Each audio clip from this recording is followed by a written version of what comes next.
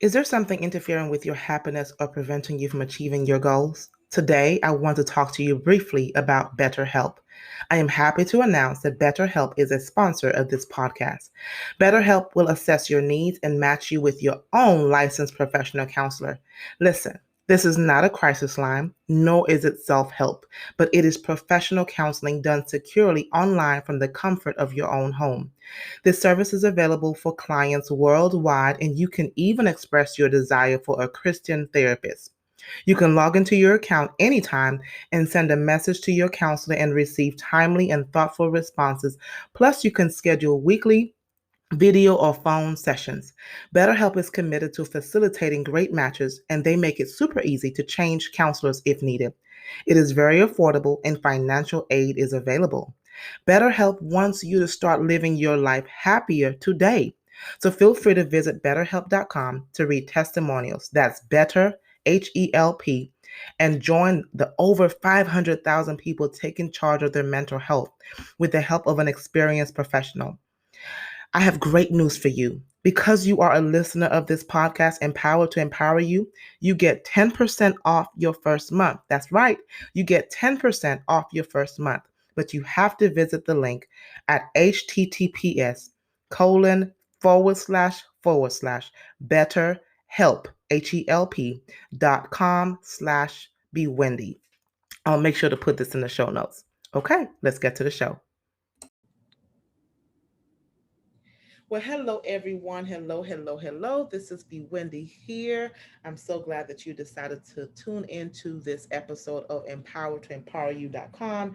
Listen, Empowered to EmpowerYou.com is about all things Jesus Christ, mental health, anything to help you live the best version of your lives. And I want that for you.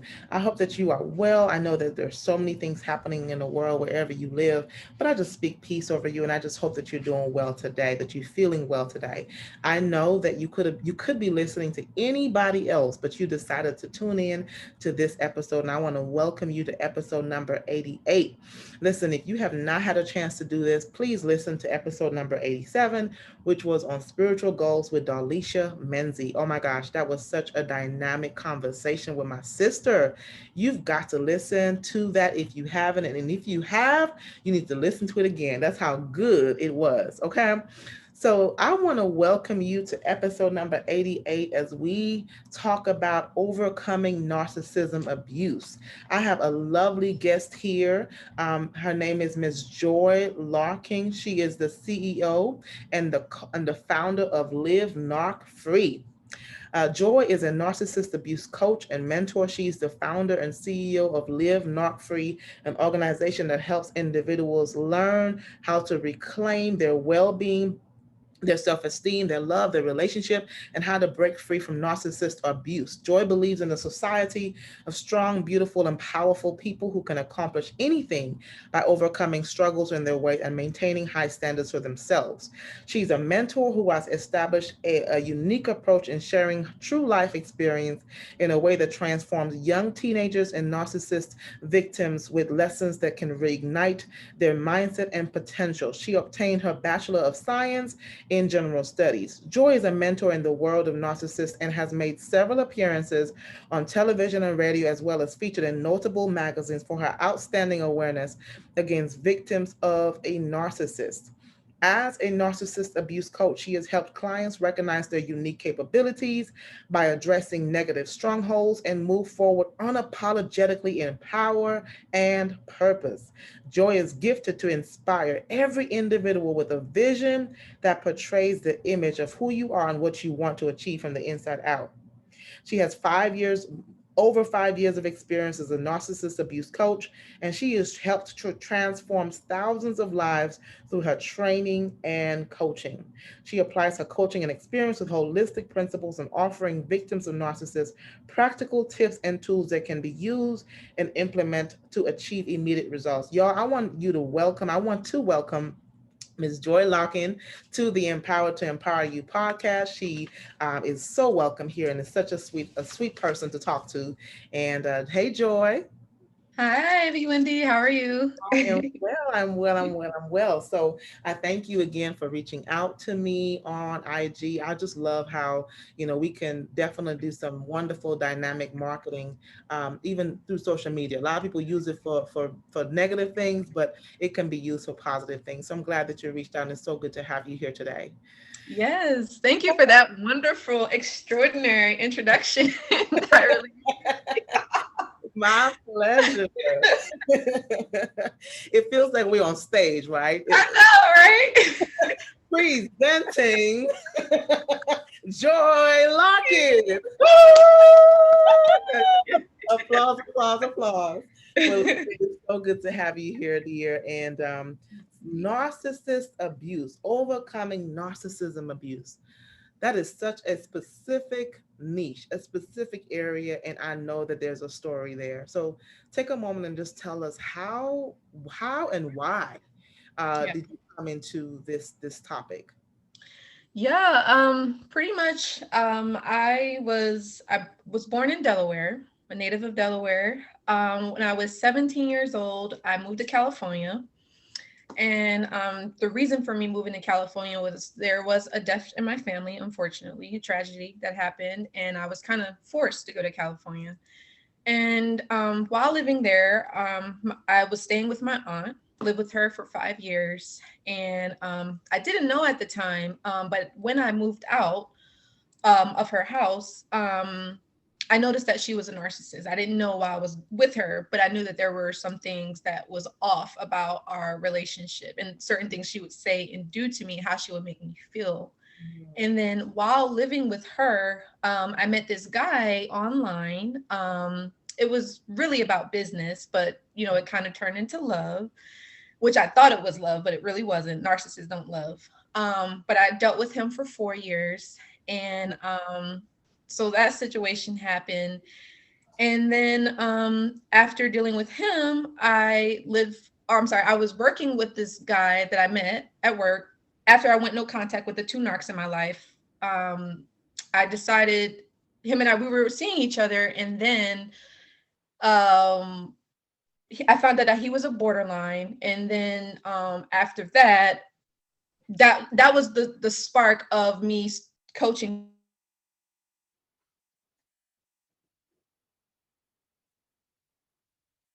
with narcissistic abuse. I didn't know who to go to. I didn't know who to turn to. And I felt like I needed healing. And I felt like people didn't understand me. And I felt judged and I felt shameful. And what I did was I ended up making a video on YouTube. And mind you, I had a following before. I would say I had about 1,000 people that were following me. No one knew that I went through narcissistic abuse or anything like that. And because of the amount of pain that I was feeling, the hurt, the sadness, I said, you know what? Let me just share my story. Maybe this can help someone, you know? And thank goodness I did, because when I made a video, I think it was 2 videos that I made. I got a few people, they were like, oh, thank you for sharing your story. It really helped me. I'm sorry you went through that. But I was just thinking, okay, like, who knows? Maybe I won't do anything with this. But there was one video in particular called "The Narcissist Has a New Girlfriend and a New Supply." That video actually went viral within, I think it was like 2-week period. It has like 10,000 comments. I'm sorry, 10,000 views and 60 comments. And then people were like, oh my gosh, Joy, thank you so much. You're strong, and you really helped me to heal. You helped me to leave a narcissistic relationship. Thank you for sharing your story. And then I was like, this is what I'm supposed to be doing. And so that's how I got started on coaching people with narcissistic abuse. So, Well, again, first of all, let me just say I am so sorry for your loss, and thank you for sharing being transparent with me. Let's take a step back. As a therapist and in the work that I do, for people who don't know, there's a DSM-5, and DSM-5 describes narcissism, or defines narcissism, as a person with an inflated sense of grandiosity, an inflated sense of self, somebody who has a need for admiration, and yet this person has a lack of empathy. Now, that's how the DSM-5 describes it, right? Mhm. When people are listening to you, there are many people listening to you from different backgrounds. How do you define narcissist? I would say pretty much what you said, a person that has a need for, a grandiosity, need for attention. They have to feel superior to other people. They're very condescending, they'll belittle a person. They're very controlling, they're very manipulative, they can do no wrong, they're perfect. And they want to seem like they're perfect in everyone's eyes. It's always your fault, you're always the one to blame, you can never blame them. They have a sense of entitlement, not only over your life, but they feel like they deserve, you know better than other people. They look down on others, very jealous. And it's just they lack empathy. They don't love people at all, and they make you question your own judgment. Sometimes they make you feel like you're crazy, but in actuality they're the crazy ones. So So you just basically described the normal, not normal, but a lot of what people experience in their relationships, unfortunately, dysfunctional, toxic, unhelpful, unhealthy relationships. My goodness. So also, what do you hear? What have you seen in terms of the link between narcissism or narcissist abuse and this term called gaslighting? I'm sure you've heard that term over and over and over and over again. oh yeah, absolutely. I actually experienced it, unfortunately. But basically, the narcissist will make you question your own judgment, question your own reality, and your perception. And so basically, something to be true. You know that they just said something to you, and then they'll deny it, make you doubt what it is that that they just said, or that you just did, to try to make you confused about whether you should stay or leave, or is this abuse, is it not abuse. So they're making you question your reality, making you go crazy, even though you're not, but they're the ones that's crazy. So that's the gaslighting. Yeah. Yeah, definitely a lot of manipulation for sure. So when you said that you recognize that, you mentioned that your aunt, you mentioned those signs in your aunt. And it's interesting because many people think that it's only in the males, right? And Mm-mm. it doesn't Yeah. have to be, that is not the case. It could be in any person. What do you think? What was healing like? What did that process of healing look like for you? Some people, when they hear the word healing, they are incorporating their faith. Of course, this is a Christian Christ-centered podcast, but whatever faith means to some people, what did that look like for you to be able to, number one, experience healing from that? Yeah, that's a great question. Really, I had to get close to God. I know Mm. this is, Christian based podcast, but I'm a firm believer in God. Although me per se, I would say I'm a spiritual person, but I didn't know God before.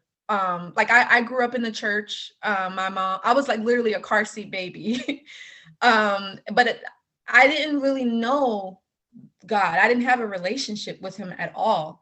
But it's crazy because after, living with my aunt and dealing with the male narc in my life, and even the borderline that I dealt with for 4 months when I met him at work, I realized God was with me all along, and God was speaking to me. Although sometimes God will speak to us, but we don't listen, But I realized he was there, and he was trying to get me out of the situation, But so having a relationship with God definitely helped me to heal. Having close friends, which I was so grateful to have, people that actually really did care about me and I could call them a friend, so spending time with them, and focusing on myself, like really forgetting about the narcissist in my life and focusing on joy again, because a lot of the times narcissists, they make you forget about yourself because you're so focused on pleasing them, making them happy, getting acceptance, getting approval. But once the narcissist was no longer in my life, I was like, okay, well, I'm here with myself. What do I do now? You know what I mean? So I had to kind of get back to me, and what I had to figure out what I like. What do I enjoy doing? What makes me happy? And then getting a hobby, doing things that I like. So for instance, yoga, I think, was really something that saved my life. Yoga is good for the meditation, the physical workout. the spiritual, emotional, psychological, all that stuff, really helped. Because in yoga, you don't have a whole bunch of thoughts going on in your head at the time. You have to focus on what you're doing, because if not, you're going to hurt yourself, you know. But also I had to read. I had to read a lot of books about self-love, self-esteem, self-value, self-worth. I had to educate myself on PTSD, CPTSD, childhood traumas. I also had to forgive my parents, for not giving me the love that I thought I should have had when I was a kid. I had to forgive them, but I also had to forgive myself as well. Right. And then I had to learn about cognitive dissonance. I had to learn about trauma bonding and grieving. I had to do a lot of grieving, a lot of mourning. It was hurtful. It was painful. But they say in order to heal, you got to feel. So I had to feel all of those feelings. And it was the scariest thing. But I realized, like, I'm a spiritual being. This is just my perception. I'm a spiritual being having a human experience. So although I'm having all these feelings, all these emotions, it's not who I really am. It's just something that I have to go through. And then, I had to give myself some time to be single, because a lot of us victims and survivors, we see the narcissist moving on and doing their own thing, and we feel like we got to be underneath somebody else. I don't know if you ever heard that they say in order to get over someone, you got to get underneath someone. And for me, I don't agree with that, because you're not giving yourself enough time to process what you went through. And I feel like you have to stay single to deal with your feelings, I right? never heard that. I have so there is a saying that says, in order to get over someone, you have to get underneath someone. And Oh, who I don't want to say, not name, okay. but who said that nonsense? I Who? know, it's crazy, right? It's crazy. Yeah, it's a saying. It's on Instagram, or you may see it like on a relationship vlog or video. But yeah, it's a quote. They say in order to get over someone, you have to get underneath someone. Okay. And thank goodness I didn't agree with that, because I would have did that. But I gave myself enough time and space to heal. And yeah, I had to just let that stuff go, and just slowly but surely each day just move on with my life. That was what my healing process was like. It wasn't easy, it was hard, but thank God I was able to make it through. So Mhm, mhm. What about, I did what was therapy an option for you as well? yes, it's funny you mentioned that. So I would say she wasn't really a therapist, she was more so like a counselor. And she didn't really specialize in narcissistic abuse, but I would recommend therapy for those that are listening. Please get to therapy or talk to someone that's dealt with narcissist abuse. Highly recommend that. But she was just someone that I could talk to work through what I was feeling, not just what I had went through, like with my aunt and the male narc and the borderline that I dealt with, but also what I experienced with my parents, and then mourning the loss of my brother as well. So all of that combined, I had to talk with her through.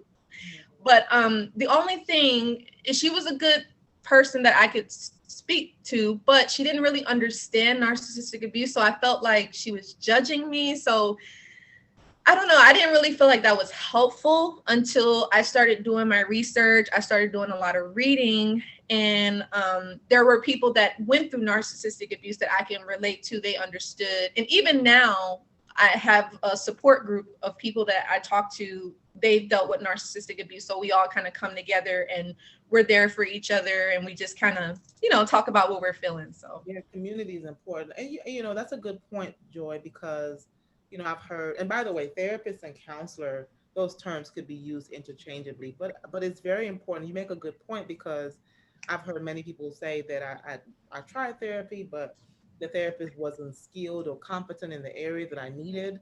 And maybe the person did not know what questions to ask the therapist. right. Maybe once they get started, they're realizing, wait a second, this is not connecting to really what I need. So that's a really good point. And some people have tried therapy, and for them, it just wasn't what, it wasn't what they needed at the time. Yeah. So this type of abuse, this types of relationships, being in a manipulative relationship like that, where somebody really acts superior to you and berates you and puts you down, it sounds like, I mean, it sounds like a type of slavery, just Yeah. breaking you down to make you feel like you're not significant. So I can talk about the recovery. I mean, I know you just talked about the healing piece. Mhm. The recovery, um, what does that look like? What have you noticed when working with? And I know you have to protect your clients as well, but what does that Yeah. look Well, I think it's a lot of shame, a lot of guilt, a lot of remorse, a lot of regret of the wasted time, and I guess feeling angry with yourself like? and angry at other people, and you like put yourself down and like, well, why did I allow myself to deal with this type of person? Why didn't I leave sooner? And maybe you're even the person is thinking like, well, can the narcissist change? Is it ever going to get better? So a lot of that going on. And also, I mean, I personally went through this after going on contact. I was watching the narcissist. I was before I went no contact with my aunt, I was always keeping in contact with her, thinking that, oh yeah, maybe she's gonna change one day. But it never came. And then again, you just kind of go back to feeling rejected. Um, After you go no contact with the narc, you will experience PTSD. So you'll have like emotional triggers and things that will like scare you, or you're always looking to be hurt, or like you could feel like fearful and you just wanting to protect yourself. You may isolate yourself too. um so yeah, it's tough, and you may not trust people, you may not even trust yourself either. And it's hard to get to be normal again because of what you went through. It's like you can't forgive yourself and you can't forgive the narc, so you're always just like, yeah, you're hurting. But it's tough. I think the recovery and the healing, it comes with time. It's never overnight at all, and I always would tell any victim or survivor, just heal whenever the time is right, or like just be patient, go slow, like don't be in a rush, give yourself time, like I said, to grieve and recover. And once you do recover, though, not saying you're gonna arrive, but just be grateful, thank God for like the experience, because that this experience was here in your life to teach you a lesson, not only about other people but about yourself. Maybe you have some, because I'm speaking from experience, like I dealt with a lot of codependency issues and childhood traumas, as I mentioned, and forgiveness, and that recovery, you're working on that. I feel like that's the recovery. You have to work on, you have to do the inner work, basically.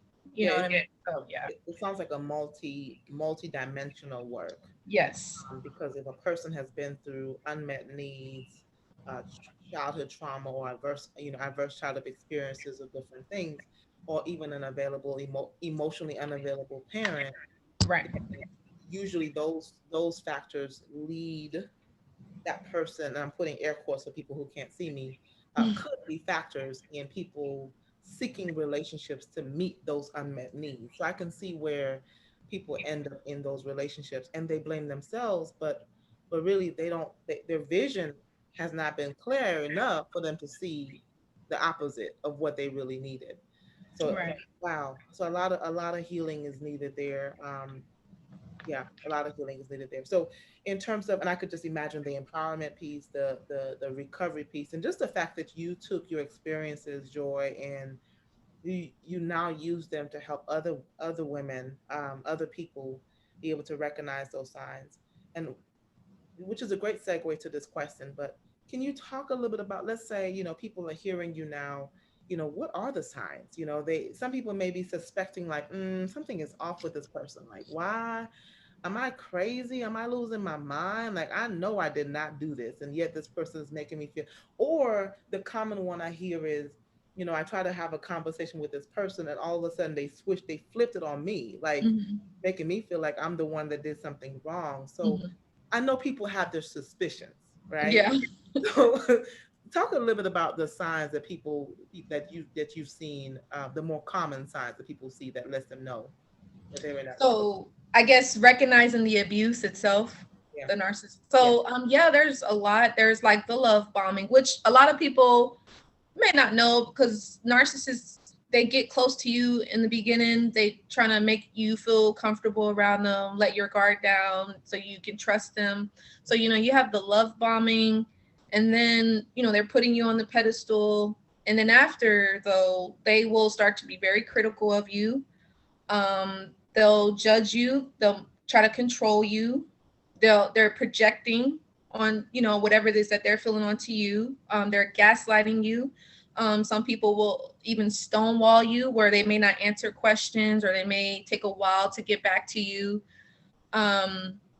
So you have that dynamic. And then they're very emotional abusive when they're talking to you, controlling, jealous, envious of your success, and comparing you to other people, or triangulating you with other family members or ex-partners and stuff like that.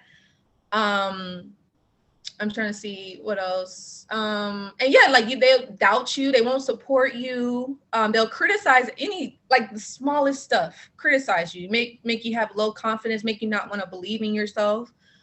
So yeah, you have a lot of that going on. I cannot imagine as you're describing those signs. If you're married to one, that's a harder situation to get out of that one. Yeah. Yeah. Wow, wow, okay. And this is very common. So let me ask you this. So in recognizing the signs, people are listening and they're like, okay, I can pinpoint this. Then what should be the next step? What would you recommend? Somebody who's listening to you, they're hearing you and they're like, oh my gosh, like this is my this is my relationship. This is what I'm dealing with. What would you recommend? Yeah, that's a good question. I would say try to make a plan to leave if you can. If you can, do it in a safe way. Please don't tell the narcissist what you're doing, because they're going to try to make you feel guilty, do and say anything to stop you from leaving. Unfortunately, I know it's maybe tough for a lot of people, but you have to go no contact. You have to go no contact to protect yourself, protect your children. Seek support. Don't be afraid to ask for help or reach out to people, therapists, counselors, or other people that have dealt with narcissistic abuse. You know, yeah, and don't be so hard on yourself, while you're going through this process, because again, it's a lot of, you're angry at yourself, you feel mad and bitter and resentful. Some of us, we even hate ourselves. But just know that you didn't know that this person was a narcissist. I didn't know. If I did, of course I wouldn't have stayed or been living with mom for that long, but I didn't know. So be compassionate with yourself, love on yourself as much as you can. Or if you can't leave, just try to distance yourself, right? Try not to make it too noticeable, but just think in your mind, like, okay, I'm eventually I'm gonna move. I gotta save up my money. I gotta get an extra gig, an extra job, do what I gotta do. And then to help you remember why you're leaving, write down what they did and said to you that made you feel upset. Have your reasonings for why you want to leave, why you want to escape this person. And then don't expect sympathy from this abuser that you're dealing with. Don't expect them to understand. Don't expect them to have compassion or empathy for you, because they won't.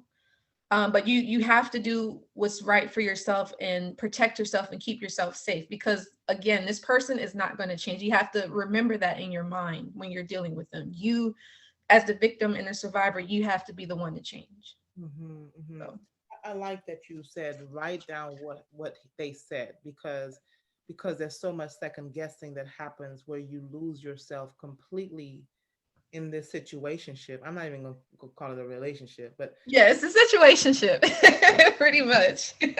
it's an Yeah. unhealthy relationship. But you lose yourself completely, that you lose your voice. And so you start to, I would imagine, since you lose your voice, you don't even know what you believe anymore, because this person has made you believe something completely different. So I like what that you said, write down the things that they said that made you feel that way, just to keep an evidence, a log of this situation for sure. And definitely support is key. What would you recommend for people to, I know that, back then you mentioned that the therapist did not specialize in narcissist abuse, and therefore you felt like it wasn't the best fit for you. I don't know if you want to answer this question, Joy, but what should people ask? What are some questions that people should ask a therapist when it comes to dealing with or supporting them on that issue? So like if a person is going to a therapist, what should they ask them in regards to narcissistic abuse? Yes, if they're seeking a Um, therapist and they're seeking for a therapist and they mhm, want to make sure that they have the right fit, just in mhm. a consultation call, like what are some Yeah. questions? Um, I would say like, have you ever dealt with a narcissist? Are you familiar with the topic? Yeah, is that your specialty? Yeah, Because I've dealt with a narcissist and I want to know like how to move on. I want to understand them. I'm looking for advice.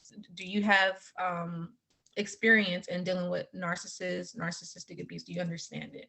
yeah, Because that's really going to help you because they're going to be able to validate your feelings. They're going to be able to relate to you and help you to understand the experience and help you to realize like it wasn't your fault. But at the same time, if you know what you're dealing with and you're participating and you're enabling it, then that's a whole nother conversation. But if you don't know, but you recognize it now, you're like, okay, I gotta go no contact. It's gonna hurt. And even this could be with family members, but I gotta do what's right for me. But that's what I would talk to the therapist about yeah, or ask them if they know about it. Because I get it because like I said myself, she wasn't necessarily a therapist herself, but I think she was more so like a counselor in training. And I felt like when I was telling her my experience, she was just like looking at me. And I know, like they say, some therapists, they have to kind of be independent. So they're not taking on too much of the energy, which I get. But I don't know. I even told her, I was like, are you judging me? She was like, oh, no. She was just looking at me. And I was like, okay. But she even told me, she was like, yeah, like I had a relationship and it was a heartbreak, but it wasn't a narcissist. So yeah, I remember the one time after I left the appointment, I was crying and it was so crazy because there was these people, they were at the bus stop and they were like, they didn't even know me. They were like, it's gonna be okay, like don't worry about it. And I remember I was like, that's God talking to me, because I know God talks through people sometimes. So that's why I say before, when you asked me about the healing part, I was like, I know God was with me all along. It's just something I had to learn. But yeah, you definitely want to ask them, are you specialized in narcissistic abuse? Have you dealt with one? You know someone else has dealt with one, stuff like that. So absolutely, absolutely. And I think even if the therapist doesn't necessarily specialize in narcissism or narcissistic abuse,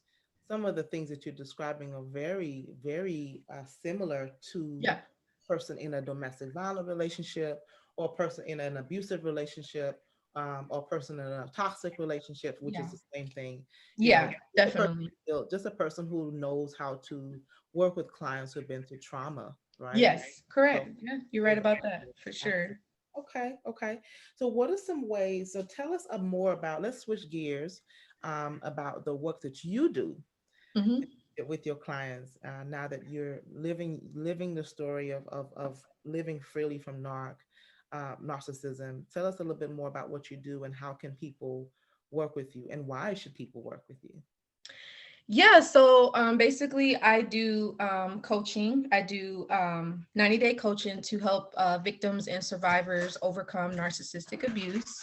I also do support sessions. So basically, help the client, with whatever situation that they're dealing with, help them to understand, or even get if they want advice or support in regards to a particular situation. And then I also do readings to kind of help clients if there's a particular situation or a challenge or an obstacle that's happening in their life, kind of help them to kind of work through that and understand what's happening or what I might see, something they may not see, but I can kind of see it when I'm using the cards or just even using my intuition on how I'm feeling about that particular situation. And also with the information that they kind of give me, whether it's like background information. And the reason why they should work with me is just because I don't know. I feel like I have the the experience and the knowledge and the education um, on what it means to, for one, deal with a narcissist, understanding and overcoming him. And I just feel like I'm a living witness that you don't have to let a negative situation define your life. You can be better because of what someone was trying to do towards you. You can overcome it in a better way. So Okay. And if people were to contact you, Joy, where should they contact you? yes, it would be at my website, which would be livenarcfree.com. And also my YouTube channel is Live Narc Free, as along with my Instagram is also livenarcfree.llc. So Okay. Is there anything else that you would wish to share with anybody else? That's something I didn't get to ask you. um, I would just say, you're not alone. Don't be afraid to ask for help. And yeah, God is with you. Okay. Well, Joy, thank you so much for coming on and just being transparent with us today. Thank you for sharing your story and your way, your path towards where you are today. And it was such a pleasure to meet you. So, y'all, I'll be back next week with an amazing episode. And have a wonderful week. All right. Thank you so much. Thanks for having me.